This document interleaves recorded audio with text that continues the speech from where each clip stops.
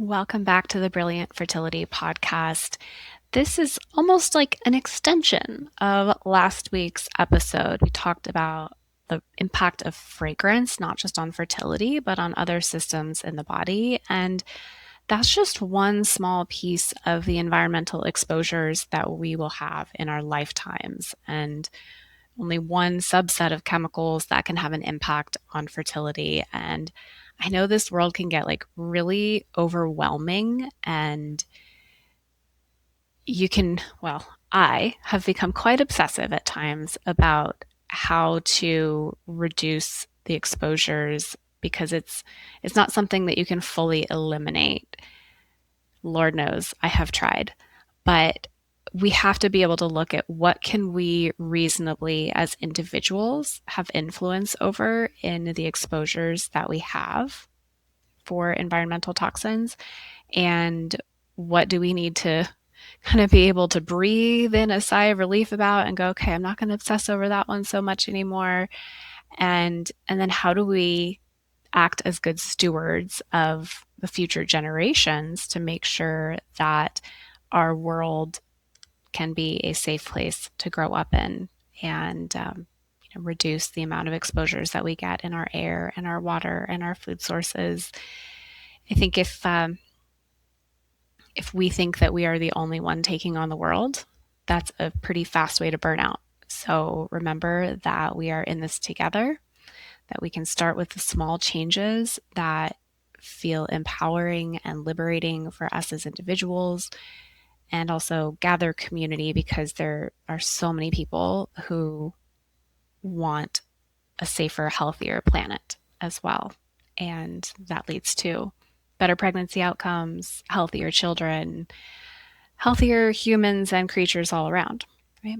So, in extending the conversation about environmental toxins beyond just fragrance, what are we talking about? We're talking about plastics, volatile organic compounds that are off-gassed by furniture and carpet and new cars, and toxic metals. Like, goodness, we could easily spend days on this.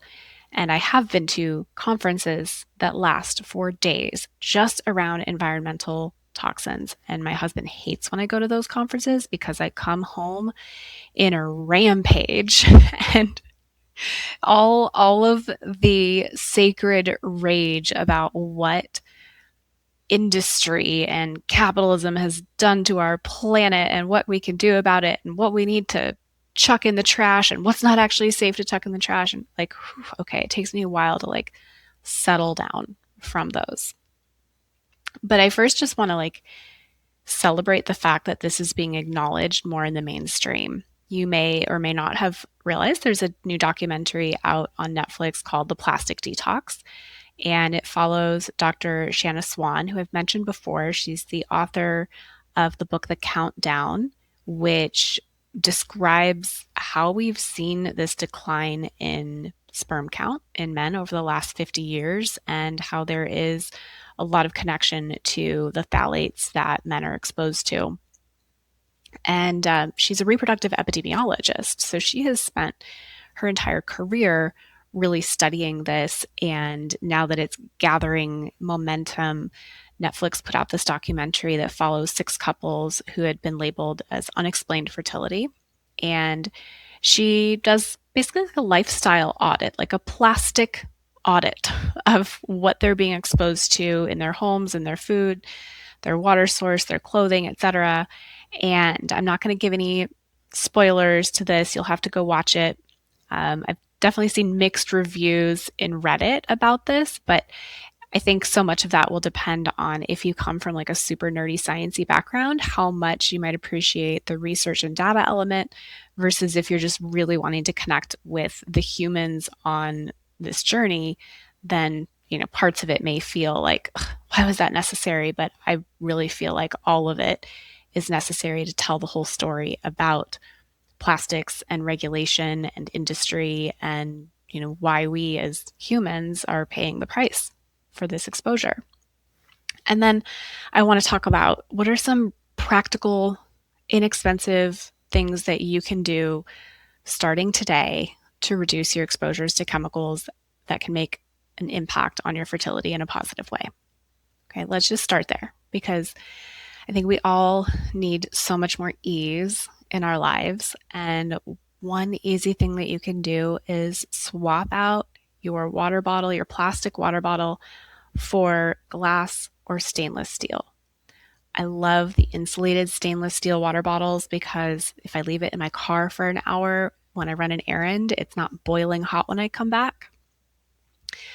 And these can often be found now at thrift stores because as the trends go in and out and people collect new colors of these tumblers and Stanley cups and whatever, it's like I see so many of these at thrift stores. And yes, I am a thrift store person in part because of my existential anxiety about consumerism and plastics.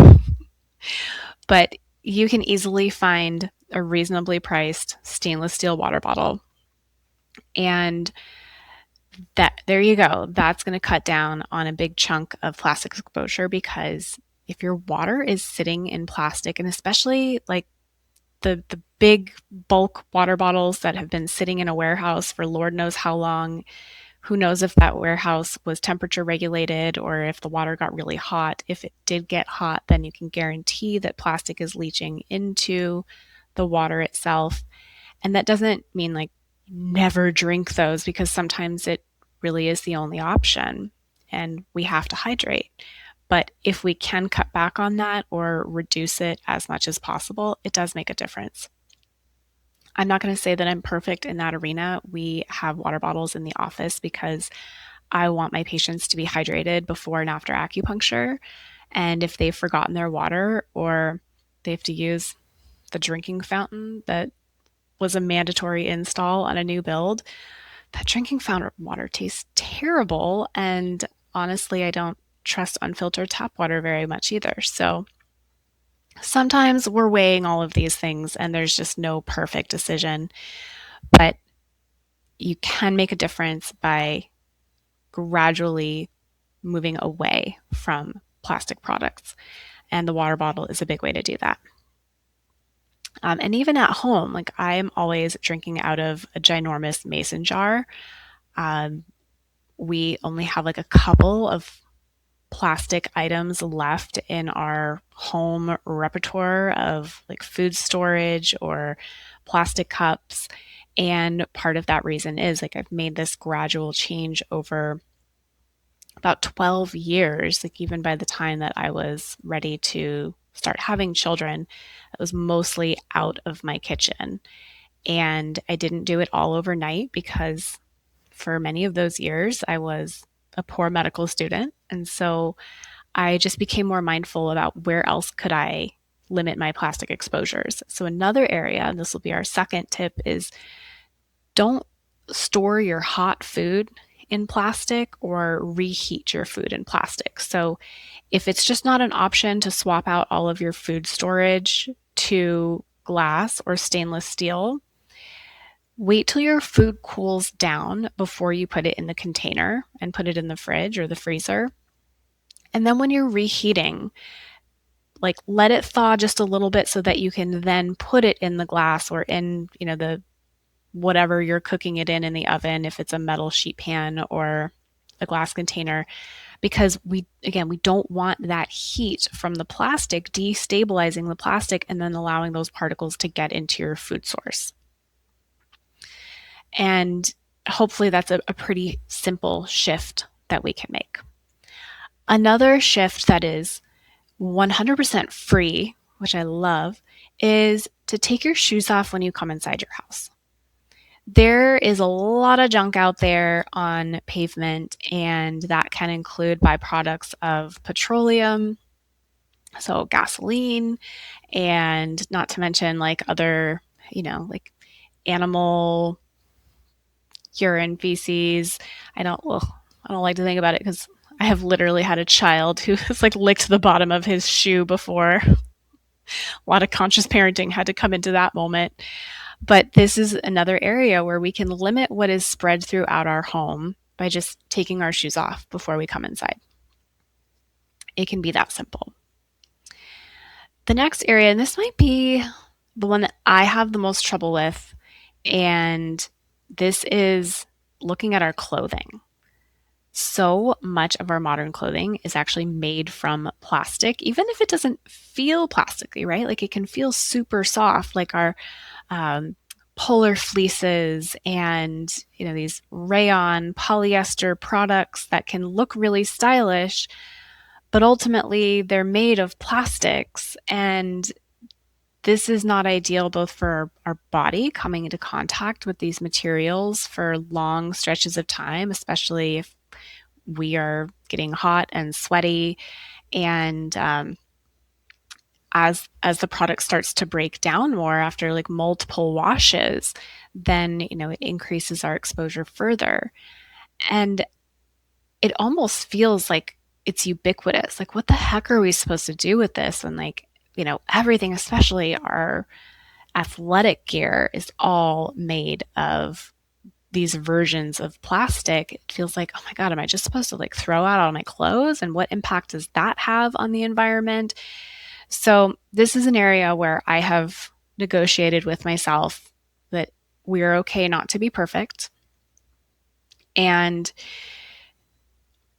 in general, except for when it comes to workwear like my scrubs, I don't buy new products that are made of plastic byproduct. And that has been really challenging. That has left me with a lot of research and waiting for sales and a lot of back and forth over like, oh my goodness, with these, the natural products are often more pricey. The 100% cotton, organic cotton, wool, cashmere, bamboo, these products tend to be more of an investment. And so buying higher quality pieces when they're available, when there are sales, having to wait, have that delayed gratification, it's not my favorite thing. And yet it has actually saved me a lot of money because I'm no longer just buying whatever I see that's cute whenever I want, because I'm checking the labels, I'm checking to see how it's manufactured, and it's taken a lot of energy. And I know that there are people out there who are documenting their process with that. So if I find better resources, I will absolutely share them so that we can do less of the mental carrying of all of this. But it is important. And so where I do kind of veer my energy towards clothing is looking for higher quality products that are made from natural fiber materials and spending less and buying less. And it's been challenging but satisfying. And I think for me as an individual, it's made a big difference in like how I feel about my contribution in all of this. It's also been really challenging as a parent. And I know that many of my listeners are still waiting to become parents. And so that element isn't coming in as strong of a motivator in this moment. But for me, it's like, our kids' toys are like primarily made of plastics. And right now, there's this trend in these like tiny little resin animal creatures. It started as ducks, and now there's like all sorts of little animals, and like they're simultaneously really cute and also like the bane of my existence, because that part of me that struggles with existential anxiety is like, oh my God, these are going to end up in a landfill in 2 years and like never fully compost and is just going to leach into our water source as plastics. And like, oh, okay, then the spiral continues. So I've had to start having these conversations with my kids about like, those are cute. And if you receive them as a gift, that's great. We will enjoy them as much as we can enjoy them. But I am not choosing to buy these things. I am making a conscious choice to limit the amount of plastic that I bring into our home and that I am actively participating in the purchase of. And this also goes for what else is coming into your home, because furniture, carpet, if you are in the middle of a new build or remodel, so many of the materials that are used use plasticizers or chemicals that act as um, preservatives or stabilizers that release these volatile organic compounds. And you may remember from a few months ago, I attempted to order a new couch for the office. And I didn't quite do my due diligence on the first couch that I tried. So when it arrived, it was beautiful. I unboxed it and it was just like the perfect looking color material that I was hoping for. But my God, it just stunk. It stunk so bad, like this ripe chemical smell, and it almost was like created this humidity in this like small, like my little womb office that I'm creating for my hypnotherapy sessions and my new patient intake sessions.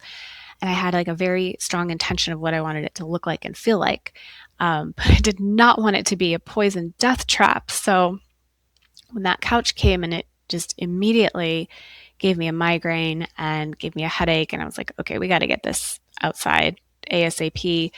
And then I did a little more digging into the company, and it's unfortunate that there isn't more regulation around this, because when you search in a search engine like non-toxic couch, which is what I had searched for, this company comes up.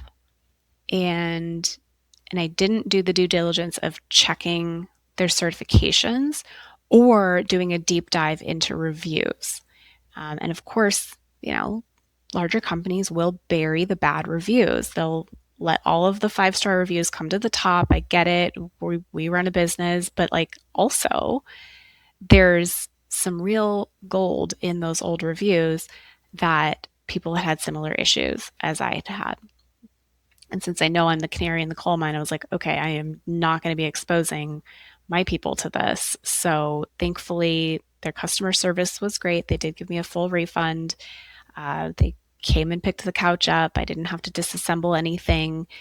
It was unfortunate because it just takes time, but it was a really valuable learning experience for me and a reminder to get this information out far and wide so that we aren't unintentionally being poisoned and having this impact our hormones and our fertility and just our ability to function optimally in the world. So the couch I ended up going with that I did do my due diligence for is by a company called Sabai, Sabai, a woman-owned company out of North Carolina. I'm super happy with the product itself. It wasn't quite the color I was going for, but sometimes we have to make little compromises when it comes to safety and health. And overall, I'm just so pleased to have something that I know is safe.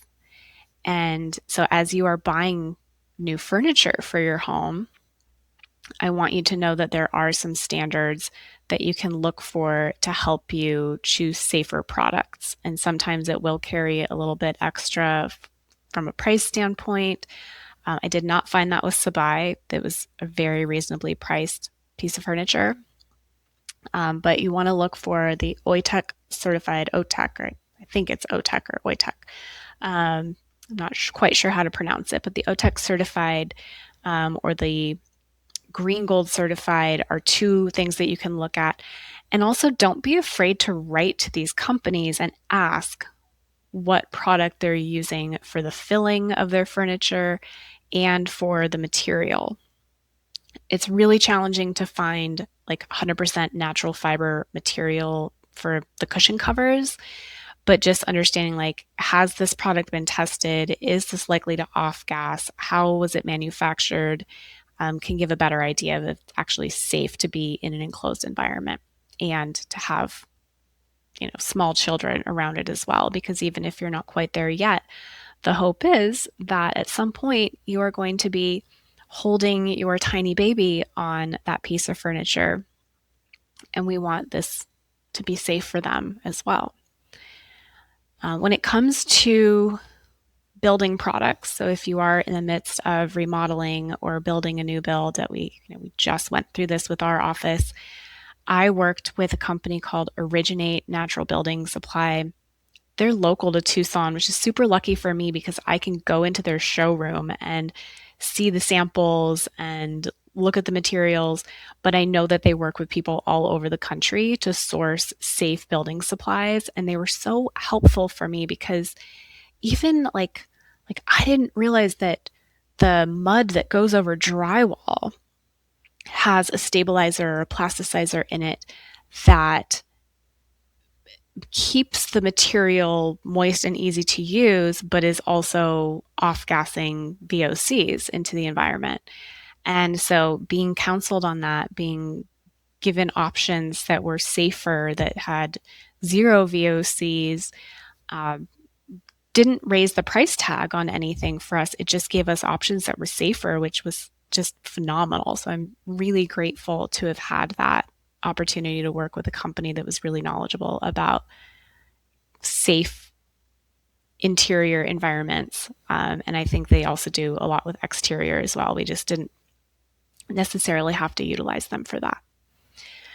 So I hope that today's conversation just gave you a little bit more traction when making choices that absolutely can impact your hormones, can impact your fertility, but really your overall health and the health of the people around you as well. So I am just going to plead that you share this episode far and wide, because I know that this area is a little bit murky and can be overwhelming. And often when you are the one sharing it out of your mouth, someone else might be less likely to listen, but maybe if they hear it from me, it'll come through in a different way. And if you are one of those listeners who hasn't really taken this stuff seriously in the past, I hope that this gives you an invitation to do so.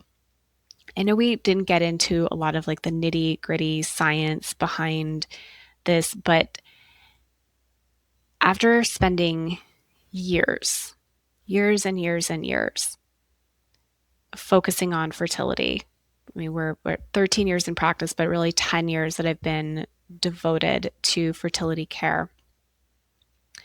This is one area that I don't know that I've talked enough about, because it's one of the more heartbreaking for me to know that we have had so many opportunities to turn back the effects of environmental exposures and not gotten them, not gotten, bills passed that would have made a difference in certain populations being more exposed. So my last invitation for you would be to call your representatives. You can use the 5 Calls app to find the topics that are near and dear to your heart and your local representatives, your senators, your congressmen, and ask them to make the environment a priority, not just for the benefit of planet Earth, but if not for your fertility and your future children and their health. And I think if we can really all band together on this, we're going to see more and more positive change. And unfortunately, in recent months, we've seen some rolling back of some of the protections that we had around our water sources and, what's allowed to be dumped from some of these larger corporations. It's alarming, and I'm trying not to spiral too much about it. So do the small things that add up every day. Share far and wide. Make your calls. All of it makes a difference. And next time, I promise, we'll have a more fun episode, a more hopeful episode, one that can maybe bring you a little bit more light and laughter. And today, I hope that you can find something that does give you some light and laughter. If I was a little bit doom and gloom around this area, it's definitely like my Debbie Downer topic. I can't sugarcoat that, but I need to get it out there more because it is one of the most important things that we can do as humans. Okay? I love you. I'm sending you just beams of hope and empowerment and clean water and clean air and good health and happy ovaries and good quality sperm, all the ingredients of your fertility recipe. Until next time, all my love.